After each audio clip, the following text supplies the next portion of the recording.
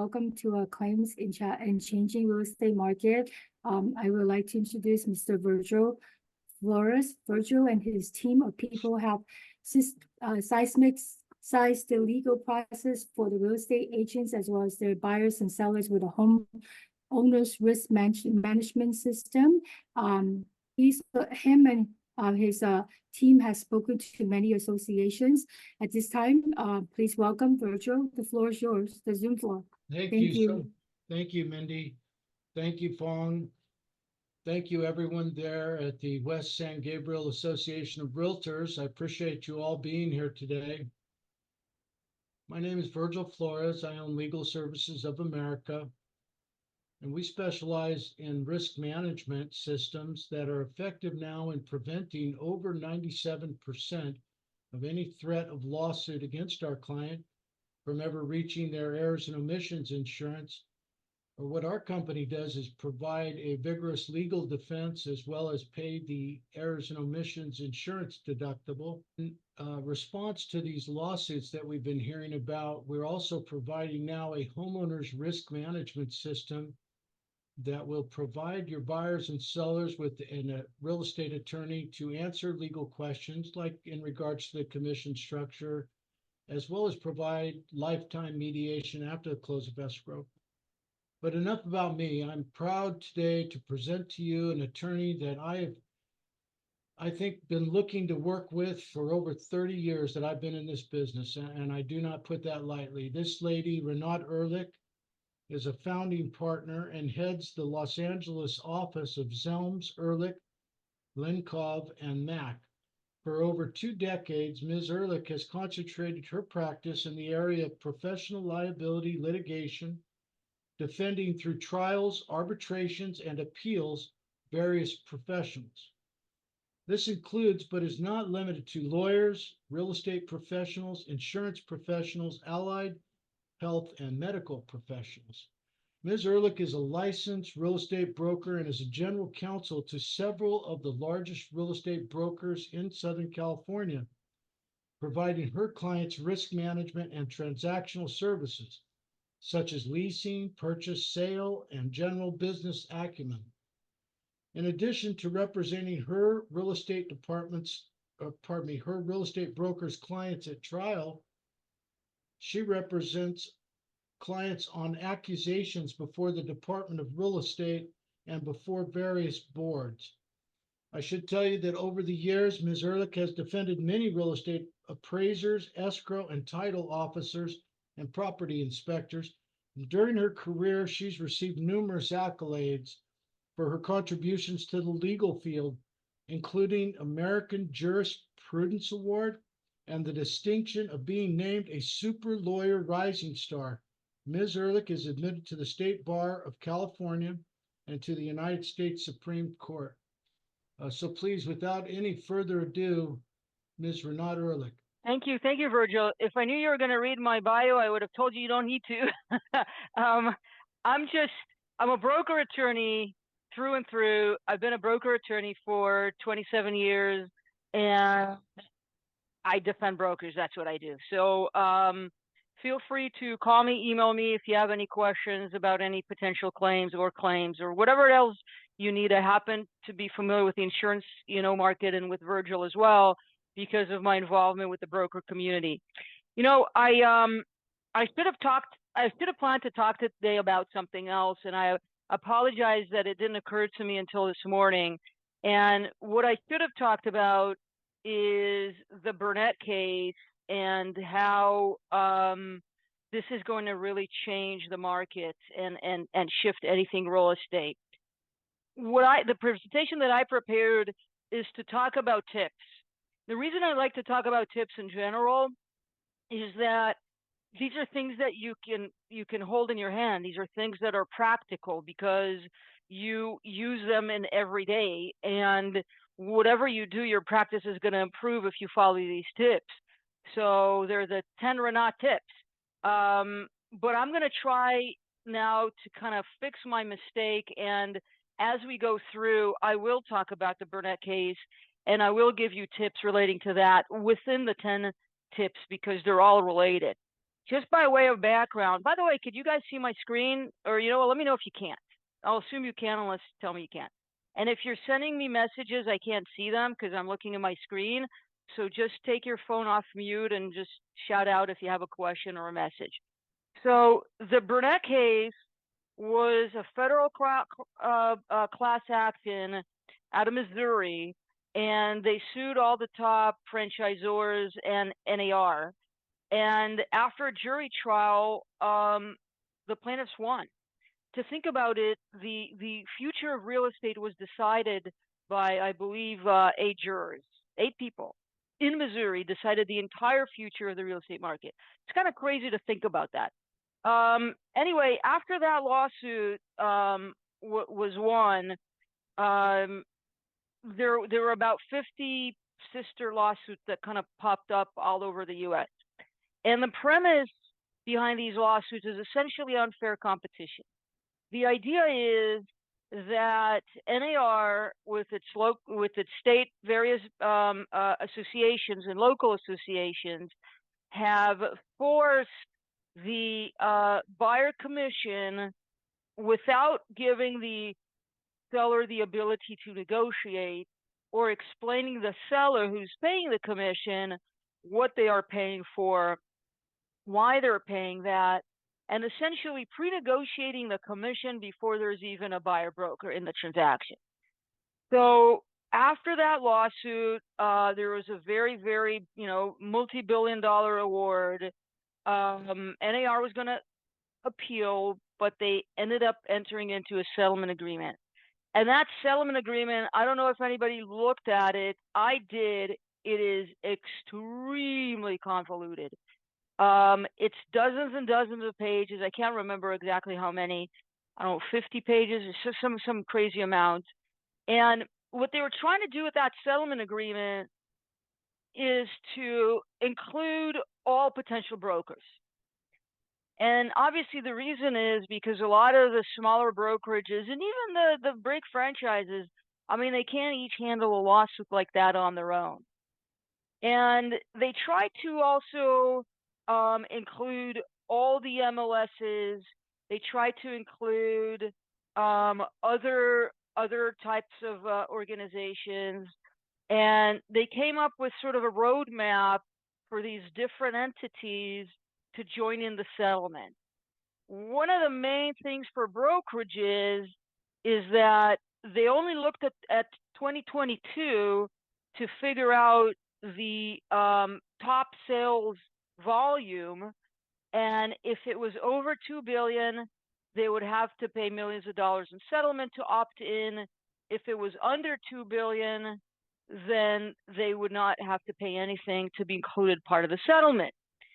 But all this is only from the direction of the seller, because the class action was a class action by the sellers. There is another class action that was filed by buyers. The first one, I believe, was filed in Illinois, and it's not yet clear if they're going to be deemed somehow related. I mean, in a way, they're sort of different, because here you have sellers, here you have buyers, so you can't have a class of buyers if the plaintiffs are only sellers. You can only include in the class people who are similar to you, but essentially the claims are the same, right? The claim of anti-competition, antitrust, and so forth. So that's kind of where we're at. There are a few, I think 2 lawsuits right now in California, and everybody's kind of waiting to see how the NAR settlement is going to affect it. How is that going to affect you, right? This is the most important part. And the way it's going to affect you is that you're going to do business differently than how you did it before. First of all, CAR has been talking a lot about buyer-broker agreements. So now it's going to be a must, because your commission is going to be essentially paid by the buyer, and the Business and Professions Code says that you have to give a disclaimer when you are paid a commission that basically says commission is subject to negotiation, blah, blah, blah, and it has to be in a certain fund. It's in the Business Code, Business and Professions Code. So that's in the buyer broker agreement. And then an exact explanation of what it is that you as a buyer broker, selling broker, you're getting, and how and from who. Now that doesn't foreclose the possibility of getting the money from the seller. But it would have to be negotiated separately. So it's not a given by somebody listing it on the MLS and you can already tell how much commission you're going to make. Now you're going to have to make an offer, you have to make a request about the commission, and it's going to have to be negotiated. There are lots and lots of nuances, and we would have to do an entire session just to talk about that. But to explain to you, for example, you cannot get as the selling broker more than what's in your contract with your buyer. So, for example, if you have a 1% contract commission and you end up getting that 1% from the seller, you can't get more than 1%. Same time, you could sign a buyer broker agreement that said, I'll be paid whatever the seller pays me. On the same token, CAR now had to go back and change the RPA because, for example, seller wants to see pre-approval of the buyer. So now they're going to want to see pre-approval of the buyer for the purchase amount and for the commission. Some transactions, commission could be substantial. So it really changed on how these transactions are going to be going. And these forms are now being revised. CR is going to release them in the July release, but they're planning to release it a couple months early so you guys could start trying to use these forms and see how that works. Other things that are kind of related to that, CR is waiting for clarifications from the DRE, for example, or NAR about things like how do we deal with open house? Because, are we representing somebody? Are we not? And things like that. Is that considered a representation when somebody comes in and you show them a house? So there are a lot of unknown yet. I think it's going to take time for the market to kind of get a grasp of this. Here's another example, appraisals, right?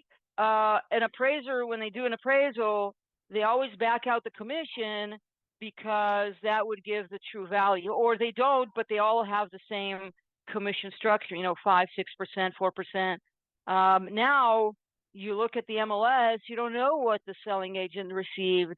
So how does that come into play in the purchase price? Because if somebody pays whatever for the purchase price and they also pay their agent something, it really comes off the top, because before they would pay more for the purchase price, but then the seller would pay the commission. So it kind of changes valuation in a way too. So I more wanted to give you a teaser so you understand what's coming. But certainly the only way to really understand it is to go through the form and explain them one by one. So I will try to talk about it when I talk about my 10 tips. So here are the tips. This is just kind of an overview, but we don't have to read that. We're going to see them as we go tip by tip. Okay. My first tip is read a contract. Okay. Why is that important? And I know they're long and they're convoluted and all that. They're important because your client surely doesn't have an attorney on speed dial, and they do have questions. And even if you're not an attorney, you're somebody who practices real estate and you understand some of these issues, like, for example, liquidated damages and mediation, arbitration. They might have questions for the main legal terms, like I just mentioned, liquidated damages, arbitration, mediation. CAR has a form that references them, so you could refer your buyer. But what is important from your perspective is to really understand what's in the contract. I would tell you, I have about a dozen hotline that I man, and I get calls all day, and probably 98% of the calls, they just didn't read the contract, because if they did, it says it. It says who does what when. I mean, people call me all the time about, so do I send a notice to perform a demand to close escrow? I'm not suggesting this is not extremely complicated or that it's not easy to follow. But in a way, it's in the contract. And sometimes I don't remember exactly, and I go and look at the contract. And sometimes it's in your contract where you mark various X's and V's and add language, because then you deal with it. So very important to read the contract. First time around hard, but by the 100th time you read the contract, you really understand it. So very important to understand what's in the contract, because I would say many of the lawsuits arise out of a misunderstanding of one party or the other, what they agree to, and then they blame the agent. Okay, so very important. Another important issue about this contract is not to create a conflict, right? So for example, I had a lawsuit where an offer said option agreement and the counter said right of first refusal. Those are very different. An option agreement says buyer decides if and when they want to buy. Right of first refusal, seller decides on the price. They're going to offer it to the buyer first, and then they're going to either buy or not buy it. Very different. I had different types of lawsuits about that with all kinds of conflict. I had a lot of misstatements of terms in the contract. Now, I'll give you more examples as we go.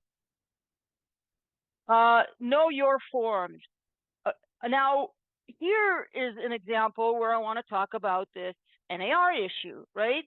You're going to get at least 3 new forms and a few revised forms. Please take the time to look at them, study them, understand what it means if you mark X here or X there. I get a lot of times, example, I get calls from listing agents who say, I want to sue for my commission. Okay, let's look at your contract. What does the listing contract say? Well, they never sent a list to all the people who saw the house after the listing expired, or they never marked the correct, place on the listing agreement. And these are there for you. They're there to support your claim, but you have to do them when you get into the contract, not after the fact. So you have to understand and know your forms and know how you want to use your forms. So, when I draft a retainer agreement with a client, I don't just have a secretary just generate the same retainer agreement. I actually take a look at it and say, okay, what is going to be the scope of my representation? I'm representing a real estate broker. I'm not going to represent them on a divorce or bankruptcy, or maybe they have another lawsuit I'm not involved in, even if it's in real estate. I have to be very specific. Same thing with you. Even when you're fiduciaries, and the fiduciary duty is as broad can be, right? If you go and do something, then you're supposed to discharge that. And if you go do another thing, you keep expanding your duty. But you can also narrow it. And the best way to narrow it is in writing, is to say what exactly you're going to do, what you're not going to do. And this goes back to the buyer-broker agreement again, because buyers probably don't understand how essential the selling brokers are to the transaction. You do so much on the buyer side, probably way more than the listing agent, because all the listing agent does is they list it, right? What do? You fight for your clients, you help them investigate, you're the fiduciary, you took all the responsibility, all the liability. You have to come up and decide if there's red flags to pursue, all that, recommend inspectors, show up for everything. You do so much more, but they don't know that. They take it for granted. Transactional forms explain that. Use them, mark what you're doing. If you need to carve something out, add some language, okay? Now, use forms you're familiar with. I get a lot of Zillow contracts and weird contracts and flipper contracts. They're fine. You need to check with your broker that E&O would not have a problem with that. It's not that they won't cover the claim. It's that there's a huge discount on the deductible for many of the carriers if you use the CAR form. So that's issue number 1. Issue number 2 is you're not familiar with the form. And if you use a new form that's not a CAR form, you can use the notice to perform, demand to close escrow, and all these other forms because they don't relate. They don't mesh. The only reason you're able to use a notice to perform is that it's referenced in the agreement. So again, you're okay to use these forms, but be familiar. Another example I get is using the AIR forms. So let's say it's a commercial transaction. They're probably better forms, but the way their contingency waiver works is opposite than the CAR forms, and you might not be used to that. So there, once the contingency expires, buyer took the property. They don't have to waive anything. It's automatic. Okay, that's the difference between passive and active. On the passive, it expires. On active, you actually have to actively waive it. So that's how you need to look at these forms in the eye toward, am I going to be able to conduct a transaction with this form? And then you could have that conversation with your client. I'm not an attorney. You should hire an attorney to review this. However, I'm not familiar with the form. This is not a standard form. I see that their contingency is written differently. I see that they have all kinds of waivers. I see they have all kinds of benefits to the seller that they could get out of the transaction. I see that the buyer could resell the property. Just so you know, they may tie it up and then find another buyer and do a flip. All these things you have to kind of see and then report back to your clients and help them understand. The other thing too is very important to understand the chronology. A lot of the issues happen when you guys don't do something fast enough, or when it's due and then the other side is able to correct it, or then it's now been a month. Like if a contingency expires and you're on the listing side and it's a buyer contingency, tell your client, please, in writing. You don't have to. Of course, oral is great. I don't have anything except oral. The only thing I have against oral is it's hard to prove, right? You need something to show later that the conversation happened, because if you don't, it's going to be a swearing contest. You're going to say we spoke. They're going to say we didn't speak, and say contingency about to expire. What do you want to do? Okay, make that clear. Again, talking about forms, because this is so important. This is really 99% of the transaction, but in a way, 90% of the lawsuits are about what was said not in the form, because that's the easy target, right? You say, for example, you give your buyer all the CAR disclaimers, buyer advisory, buyer seller advisory. You even have a conversation, and then what do they say? My agent told me I didn't need a geotechnical engineer. My agent told me that the boundaries are there. My agent told me this. My agent told me that. And now you have to say, no, I didn't. Well, how do you disprove something that didn't happen? Best way to prove it is if you document it, and you document it clearly. You could have a note to your file. You could have a text saying, hey, it was great to meet you the other day. I hope your mom is doing better. By the way, I was thinking about our conversation. I really can't tell you where the boundaries are. As I mentioned, you need to hire a surveyor. I think if you have concerns, it's important that you spend the money on it. It's worth it. Boom, done. Now, one thing that you guys do day in and day out, unfortunately, is practice law, which is illegal, because you really draft those agreements. Yes, they're, let's call them idiot proof, although I don't think that you guys are idiot by any means. But I think that when you have forms with a lot of X's and you just have to put the X's, it basically makes it easy for the person filling out these forms. But what ends up happening is you add a lot of times a lot of language. And what also happens is you forget to mark things on the form. You think, oh, let me just get the signature. That's the most important thing. So you really need to be careful when you add language, or be careful to mark everything on the form. And this, again, could go back to buyer-broker agreement. There's some places for you to add language. There are different buyer-brokers agreement. There's one that you just put in the properties you're going to show. There's one that's more like generic. You're going to have to discuss with your buyer limiting the term of the representation. I mean, one thing that buyers don't like is long-term commitments. So maybe a way to convince them to sign the agreement with you would be to limit it to a short period of time. So all these things you're going to have to think about when you fill those forms, and you have to decide which form to use.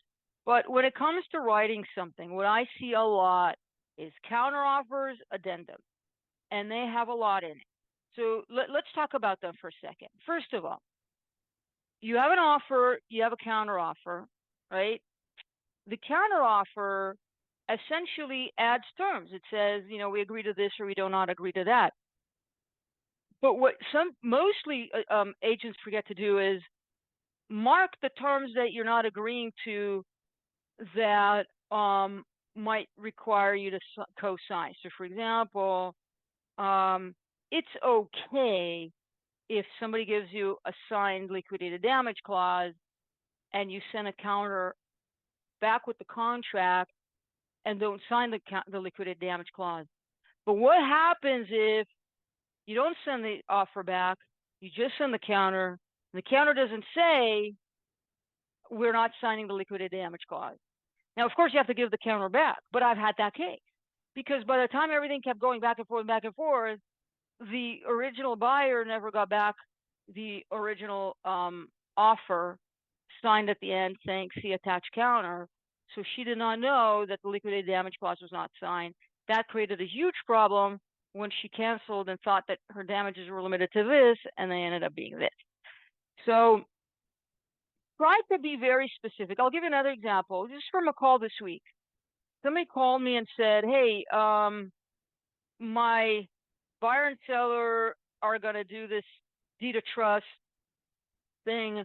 We're not going to get a loan for a bit because some issues about title, and we're not going to get title insurance. Could you look at this? And I said, first of all, the first thing you need to do before you negotiate this is have an addendum. And the addendum has to be, because the contract has to be modified by both sides, saying, we hereby terminate paragraph, I forget what the number is, 8, saying that the seller needs to obtain title insurance. Because if you don't do that, that contract is still in force, that condition is still in play, but you're not getting title insurance. So who's going to be blamed? Second thing you want to do, as I always recommend to my clients, is while you give the advice, put a lot of disclaimers. Have them sign an addendum to say, we understand these are our new terms. We're terminating paragraph 8, and we understand that our brokers don't understand title. If we have any title questions, we should either talk to a title agent or to a licensed real estate California attorney. And we're not giving any advice about title. In fact, it's very risky to purchase a property without title. And even if you fix the title issues later, it might create a cloud that would prevent a new title company later when you resell to issue a title policy. So things like that, where you kind of want to tell them what it is we're talking about, and then give them sort of an explanation as where everybody stands, and then a little bit of a look into the future. Why do we do that? Again, because you're acting like attorneys, right? And that's kind of what attorneys do. So what I tell people in terms of using language and contract is that they need to be extremely explicit. Like I see addendums that say, buyer to inspect sewer and seller to repair. Okay, I understand the English, but do you know how many holes there are in that statement? So what I tell them is, because I'll tell you what happens. The buyer finds out something that the seller never intended to fix. They might find that the whole sewer needs to be replaced, and that was never their intention. So very important to describe why you're doing something that leads to what are you doing that leads to the future. So you're going to say something like this. Buyer is concerned with roots. Seller is willing to pay for root repairs only. Therefore, buyer will obtain an inspection, and if there are any roots, seller will only pay for root abatement or rotor rooting, but not for replacing the sewer if that is necessary. And then you kind of explain to them also what's going to happen in the future potentially. you think of all the possible options here, and you tell them what's going to happen. So be descriptive, and I don't care if it takes you a whole paragraph to say something you could say in a sentence. That paragraph, because think about it this way. There are, I don't know, hundreds of courts in California. I mean, literally hundreds, and are probably more judges, because every court, like, I don't know, LA has probably, just in downtown, probably 50 judges, maybe 100, I don't know. So, and they change. So you're going to have this one case that's going to show up somewhere. It could be in LA, it could be in a different jurisdiction of LA, like, let's say Venice, or I don't know, Pomona, or whatever. And then you don't know which judge you're going to get. And you don't know if it's going to be judge or a jury. There's so much unknown. And every judge, every person who's going to read your contract is going to understand something else. And at the end of the day, the contract is integrated, which means anything decided before is not included. Anything decided after, if it's not in writing, is not included. It's only the four corners of the contract that is included in the evaluation. So if you want your intent to be considered to interpret a potentially vague clause, you want your intent to be fleshed out, because the legal term is called parole evidence. Judges are not going to hear anybody's intent and why they wrote that addendum. It's not allowed, unless the judge thinks it's vague. But the judge may think that's not vague. It means you pay for the whole sewer, even if you have to replace the whole thing. So that's why you want to explain how the sausage was being made here, if you will, because that would give more clue to a trier of fact later to understand. And it's going to give a better idea to your client how to read or understand what they're really, like, you're kind of like telling them, is this what you meant? Is this how you want to do it? Like, you're making them really face the future. So very important. How to cancel? Gosh, I have so many questions about counseling because it is so convoluted. So let me just say, the CAR firms are better. They're still not perfect. They're still somewhat, vague. But let's be clear. You have a contract, you have escrow. They're two different contracts. You can cancel one and not the other. You go to a different escrow company. You could cancel the contract and still be in escrow. Money is still in escrow, so the escrow is still open. So you kind of need to cancel both. Then how about who's canceling? Don't put mutual cancellation if your buyer's the one canceling. It's not mutual. I mean, if you agree, it's mutual. But if you want to agree, it's still unilateral. They cancel. Then seller agrees, and now it becomes mutual. So you have to be mindful of that. The biggest thing that I have with cancellation when it comes to brokers is be really careful in how you explain the cancellation, because you're going to be on the hook. For example, let's say your buyer found a better property and you know about that, but they have a physical contingency. The first thing that an agent does instinctively, who has a good relation with a listing agent, would say, oh shit, my client just found something else. I think they're going to cancel.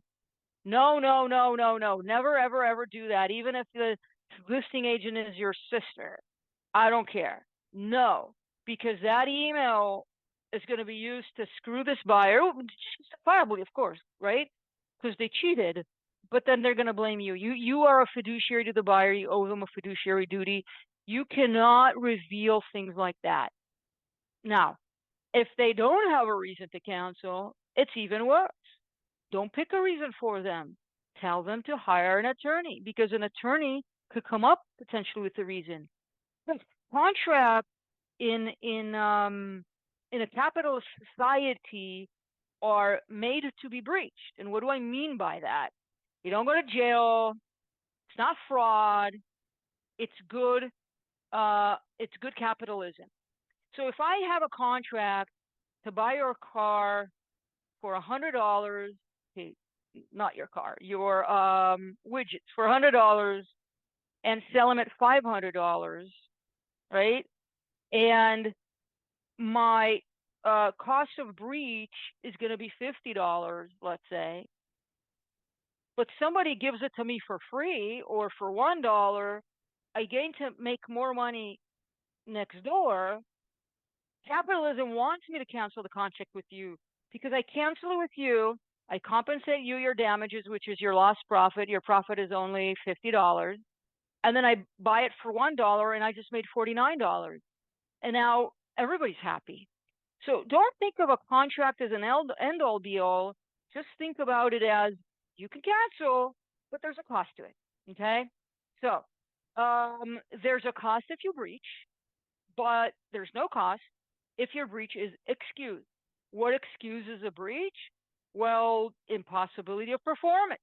I had a trial one time where I was representing a restaurant who leased a space, and they found out that the parking would not allow for enough cars to be parked in order to accommodate the city requirement to give a permit to build a restaurant. Well, if they could never be a restaurant, what good do they have with that lease? So they breached. They got sued and we won. The judge said, yeah, they can't. It was clear the purpose was to use it as a restaurant. So impossibility of performance, frustration of purpose. These are examples of excused breaches. Imagine a scenario, God forbid, that your seller got a stroke during escrow, are hooked up to machines in the house and cannot be moved for whatever reason. Do you think that's not impossibility to perform, to actually vacate or sell or finish the sale or even sign papers? I mean, they would have to go and find somebody to sign for the seller. I mean, they have to go to court, get a guardian. I mean, that's a good excuse. So you have to, so my point in all this is you need to have your buyer or seller, if they want to cancel, talk to the attorney to come up with a good excuse.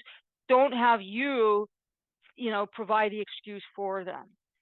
Lastly here, I want you to understand the difference between notice to perform and DCE. If you need a demand to close escrow, because everybody waives contingencies already, and you send a notice to perform, kind of reopens the contingency potentially. So don't do that. Just send the demand to close. And if you are a dual agent and you're worried, just stick by the form. And anyway, how to deal with lis pendens? You could call me if it happens, but generally disclose and it's basically a lawsuit with somebody claiming title. I had a case where the buyer was aware that the seller had a tenant who was making a claim, but was told the claim is bogus, which it really was. It was a agreement to purchase on a piece of paper that they, like a napkin, and the buyer breached it. She wasn't able to buy it anyway 4 years before that. So clearly it had no value. But all the buyer cared about is to see if the lis pendens was recorded. Well, it wasn't. So buyer bought the property, no problem. And then it rained, because then what happened, she couldn't evict the tenant for 6 years, lawsuits, appeals, all that. And so, the tenant said, hey, I have a right to be here. So, lis pendens just means it's a recording that somebody has a claim for title. But if you know anything, that's a claim too. How do I go to the next one? Stay in your lane, very important. If you're a duo, I think you need to talk to a manager and make sure you're doing it correctly, because you can't favor one versus the other. You can't tell somebody, send them a letter, they're not going to perform, or here's an attorney. Be careful. But also don't dabble in properties you're not familiar with, types of situations. Here, I kind of have that on the slide here. Mobile homes, gas station. I've had all those lawsuits. People selling a house, they live here, they sell a house in Big Bear. Sure, you could do that. Everybody could do that. But are you familiar with the neighborhood? Maybe there's something that all the neighbors know, like, for example, that during snow, you can't park on a driveway that's like sloped like this. You would know that if you don't live there. Just things like that. I had a lawsuit with a client who thought he was a home inspector and then tried to convince me why he was. Poor guy was a manager of buildings, so of course he knew how to go into the units and find out what was wrong. He helped the buyer buy this property, and he went through the units and made a list of what was wrong, and then of course there were way more things wrong, and he was blamed for being a home inspector. So just be careful with things like that. Again, kind of on the same theme of staying your lane. Just understand the chronology. It's also a lane. What comes first? Very important. I had a lawsuit that kind of surprised me. I'll tell you the story. So, you know how the buyer needs to deposit money in escrow, like the deposit, and the agent told the buyer, who signed a contract with no contingency, don't deposit it. If you don't like the house, then no money was deposited, no harm, no foul. So that's what the buyer did. Well, when the buyer tried to cancel, the seller said, we need your deposit. And they're like, no, we didn't deposit it yet. Yeah, but you owe it. And buyer said, no, I'm not going to pay it because I don't want a house. So the contract had a liquidated damage clause signed by both parties. The liquidated damage clause limited the potential damages to, I think, $100,000 at the time, which was a deposit. And the seller actually ended up having a loss of $300,000 because by the time they turned around and sold to somebody else, they sold it for a lot less. They filed an arbitration, and the arbitrator was so upset at the buyer for not depositing the down payment. I'm sorry, the deposit, because the arbitrator said, look, that was a term in the contract that you had to comply with, and you didn't do that. So basically, you ignore the contract, we get to ignore the liquidated damages. You're going to be liable for $300,000. So you basically struck the liquidated damages. That was a bizarre scenario. It came to me after the fact, of course. A lot of times I get stuff after the fact. Buyer, seller have a arbitration. One of them loses, they turn around, they sue us. It happens also a lot. So just make sure you understand the chronology, who's supposed to do what, and make sure that whatever your client is supposed to do something, don't give them legal advice not to do it. Okay, so very important. By the way, in the schedule, I'm supposed to speak until 10:50 and leave 10 minutes for questions. I think I could just talk until 11, and if you have questions, just unmute yourself and ask me, or email me later or something. I don't have a problem, just because sometimes people just don't have questions. So document your file. If there's one thing, just one, that I want you to remember going home today at the end of your day of what Rinat said, it's okay if you don't remember nothing. It's like, oh, everything is complicated, I'm going to get sued. Remember one thing, that if and when you get sued, documenting your file is what's going to save you. And I can't tell you enough how many times my client's been saved by writing a note, sending an email, confirming. Most of the time it's like, yeah, we talked about it, where's the email? Talked about it all over the phone. Very important to document your file. Again, is it below the standard of care not to do that? No, it's fine. But you're in a very litigious state. 1 in every 300 transactions gets into a dispute. Could be a demand, a mediation, it could be actual lawsuit. So if you think back of how many transactions you had in your lifetime, you can know how many times you statistically would have been sued. So just document everything. And now the RPA reads a lot better in terms of entity signing and who's witnessing and all that. But you're representing an elderly, make sure that the family members are there, document that they're there, try to document how long you were there, because they're going to come back and say, oh, they just dropped off the forms and never explained anything to me. So obviously it's very important that they won't be able to say that, because we're going to have the email that says, hey, sorry it took an hour and a half last night, but it's important that you understand everything in the form, blah, blah, blah. So very important. Let me explain to you something about misrepresentation. So first of all, in a lawsuit, if you ever get sued, there's really, let's split it to two. There's tort claims and there's contractual claims. You're not a party to any contract except the listing agreement. But the buyer and seller have a contract that you're not a party to. So that's the contractual claim, and they're entitled to certain damages, for example, attorney's fees and benefit of the bargain and things like that. And then there's the torts. The torts are essentially divided into two, the negligence ones and the intentional ones. So intentional would be concealment, misrepresentation. Negligence could be negligent misrepresentation, failure to disclose, failure to advise, breach of fiduciary duty, all these kind of things that kind of the fluff. But essentially, it's either negligence or breach of fiduciary duty, but they're people like to label them in different ways. Now, the negligent type, so the contract we talked about it, you're not part of that. The negligent type claims, very simple. They're based on the standard of care. Standard of care is, this is what you did. Okay, think of this what you did. And then the standard of care is going to be either higher and you acted below, or it's going to be lower and you acted above, or it's going to be the same, you acted within the standard of care. So the whole case is essentially an expert swearing contest.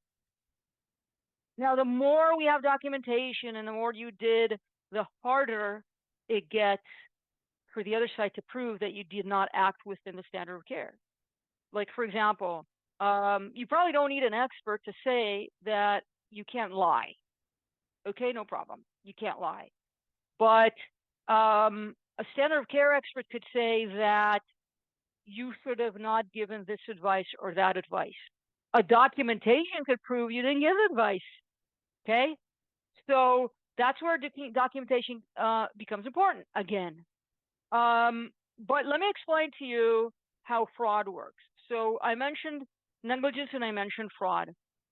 Fraud could be either concealment or misrepresentation. Concealment is basically that you know something and you didn't disclose it. They have to prove you know, and they have a lot of ways to prove you knew. Seller saying they told you, you were involved in a prior transaction with the property, and somebody in somebody's basement, they locate a TDS from 10 years ago that says something about the property, which of course you forgot.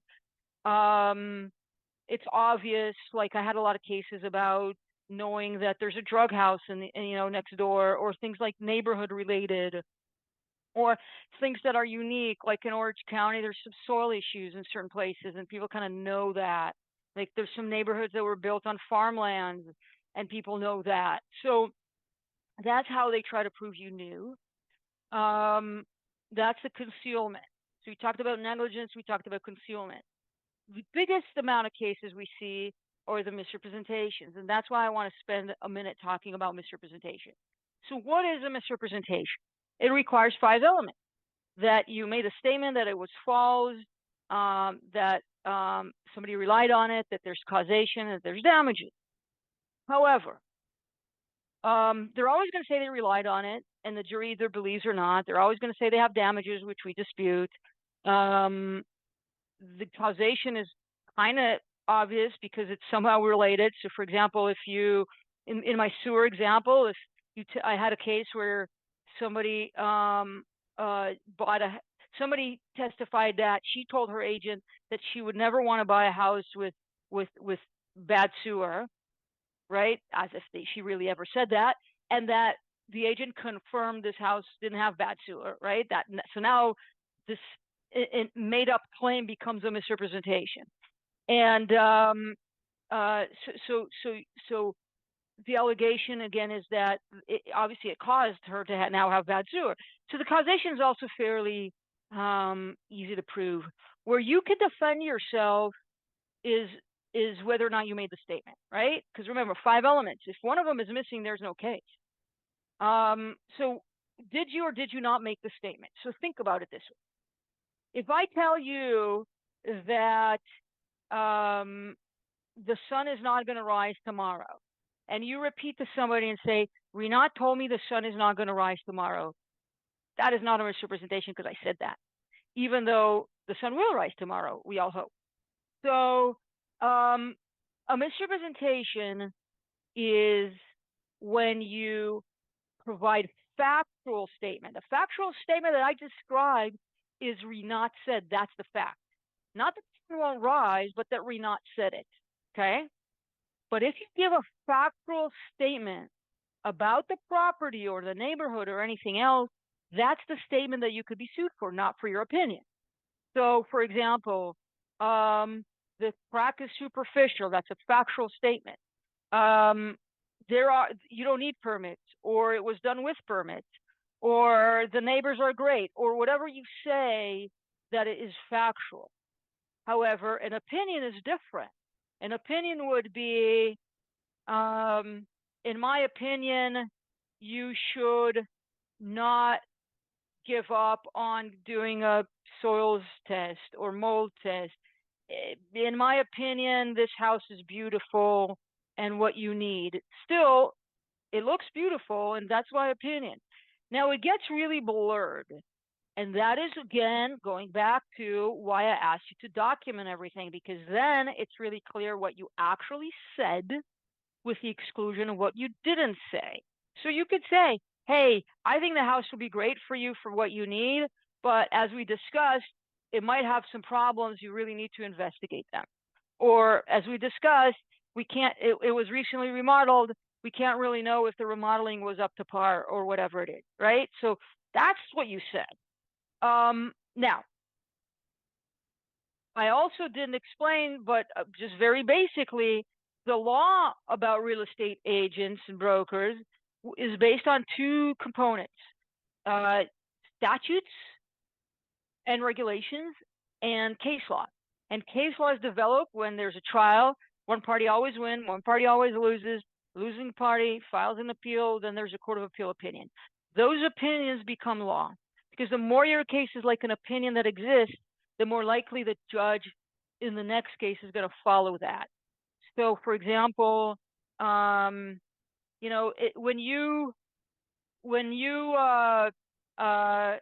do a diligent visual inspection, if you open the kitchen sink and you just kind of peek in your opinion, that's sufficient.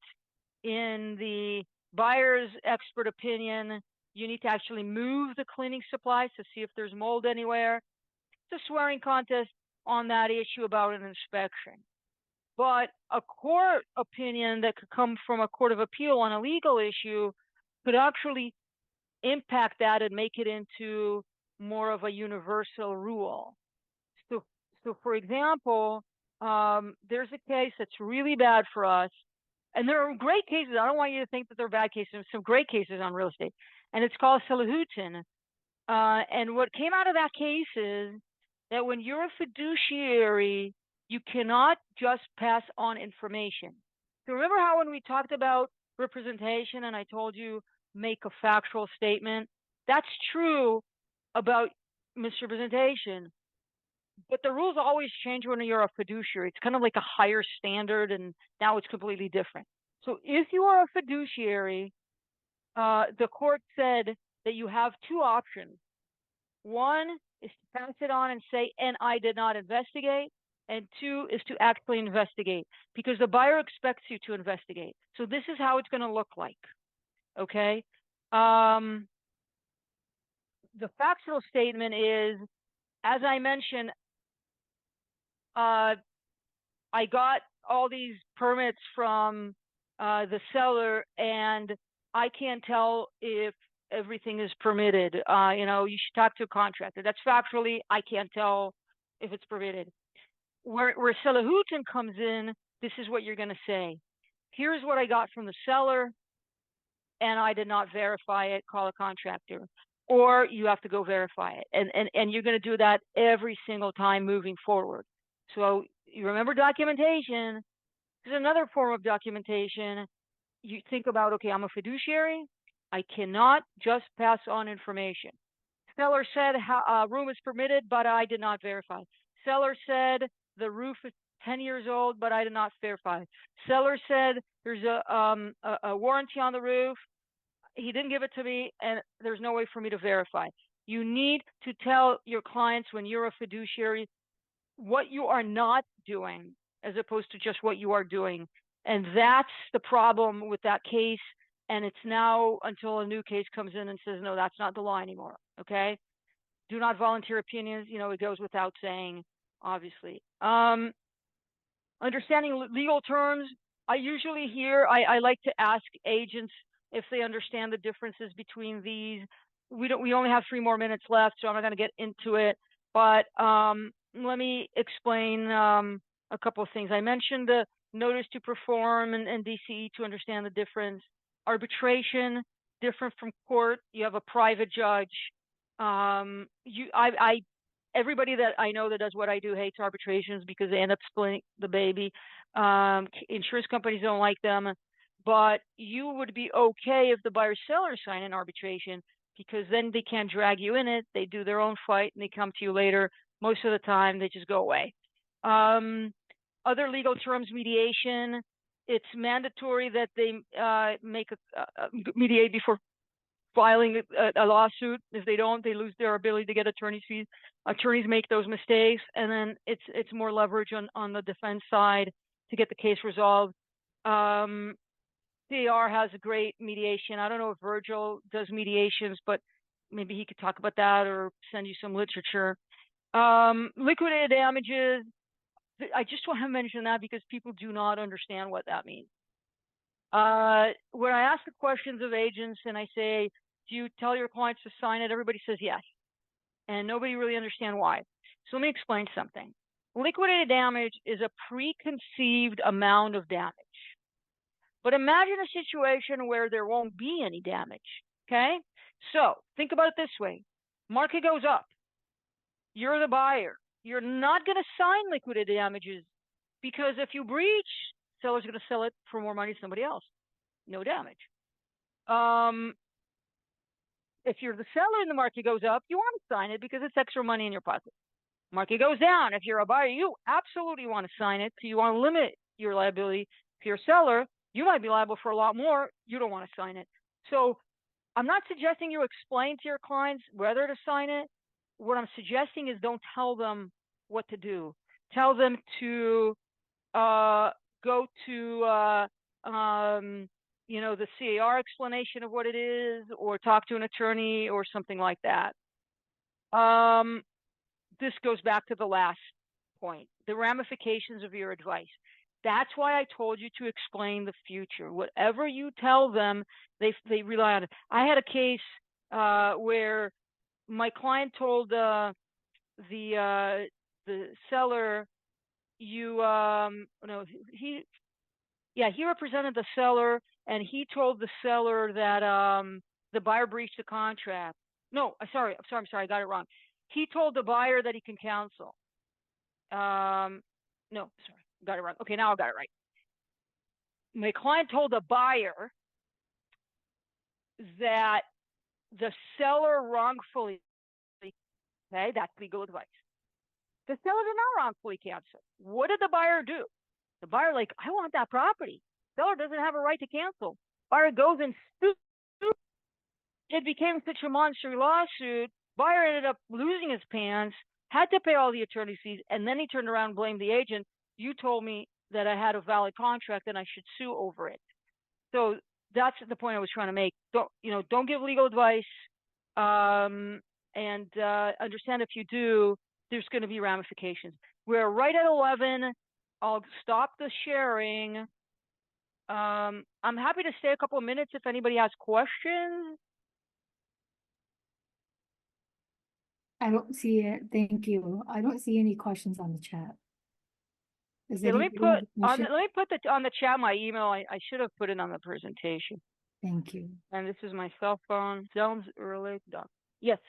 So that's me. Need anything, let me know. Virgil is fantastic. Like you said, we've been working together. Brokers love him. He really gets them out of trouble. He calls attorneys like me to do the risk management or other attorneys. And he has other specialized attorneys like unlawful detainer or employment questions. So he could be a really good source for you. And I'll tell you, from an outside standpoint, one of the best things in that program is helping with a deductible, because it sucks when you have to pay a deductible. So that also definitely helps. But anyway, you have my cell phone, my email. Let me know if you need anything. And yeah, it's great seeing everybody. And Yin, great seeing you again. It's been a while.